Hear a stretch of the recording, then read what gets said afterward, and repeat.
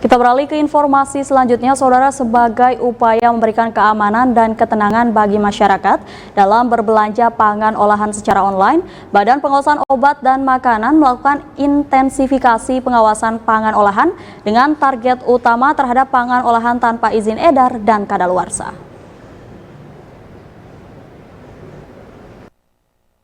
Badan Pengawasan Obat dan Makanan atau BPOM melalui 73 unit pelaksana teknis di seluruh Indonesia melakukan intensifikasi pengawasan pangan secara serentak. Pengawasan tersebut dilakukan ke sarana peredaran online seperti gudang e-commerce. Selain itu, pengawasan juga dilakukan pada sarana peredaran konvensional seperti importir, distributor, dan retail melalui pengawasan mandiri maupun pengawasan terpadu dengan lintas sektor di daerah. Setiap hari raya Lebaran terjadi peningkatan belanja terhadap masyarakat, terutama produk pangan olahan seperti makanan dan minuman. Kepala Badan POM RI Penny Kalukito mengatakan, langkah ini sebagai upaya memberikan keamanan dan ketenangan bagi masyarakat dalam berbelanja pangan olahan secara online. Dalam pengawasan yang dilakukan, target utama terhadap pangan olahan tanpa izin edar dan kadaluarsa. Ya, jadi ada beberapa tahapan-tahapan dan ini dilakukan ada 6 tahap ya.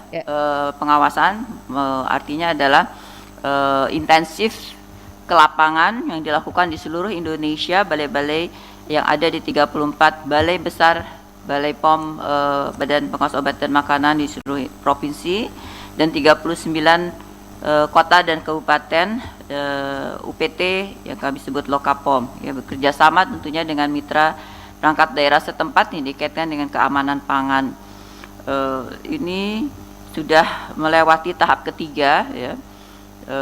Jadi ada 6 tahap. Tahap ketiga dilakukan secara intensif, mengawasi ya peredaran sarana-sarana peredaran yang dikaitkan dengan pangan, ya. Tentunya kita sadari bahwa menjelang Ramadan, selama Ramadan, menjelang Idul Fitri, hari-hari raya tentunya kebutuhan akan pangan olahan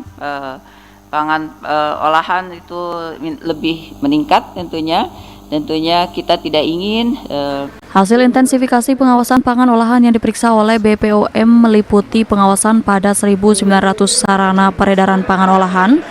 Hasilnya adalah sekitar 601 atau 31,65% sarana edaran tidak memenuhi ketentuan.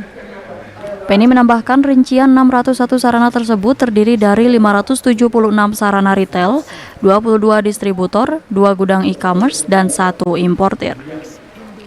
Di mana jumlah temuan produk pangan TMK tersebut ada 2.594 produk dengan jumlah keseluruhan 41.709 buah.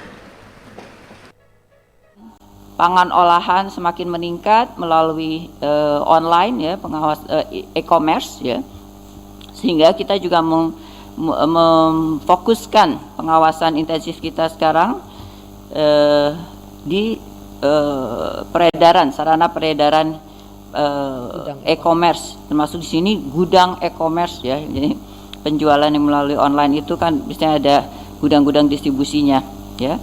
Kemudian juga para penjual parcel, hampers, ya. Kemudian yang telah dilakukan adalah pemeriksaan total.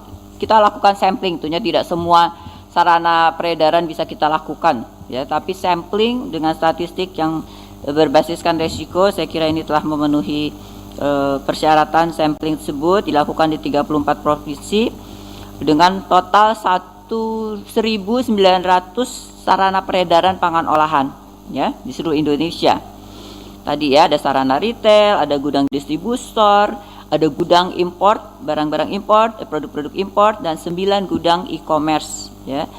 Sementara itu, Penny mengatakan apresiasinya pada pelaku usaha yang selama ini telah memenuhi ketentuan dalam menyediakan pangan olahan. Dalam temuan BPOM terkait produk pangan yang memenuhi kebutuhan semakin mengalami peningkatan. Artinya terjadi penurunan produk atau sarana yang TMK. Demikian Jessica Hidayat melaporkan dari Batam.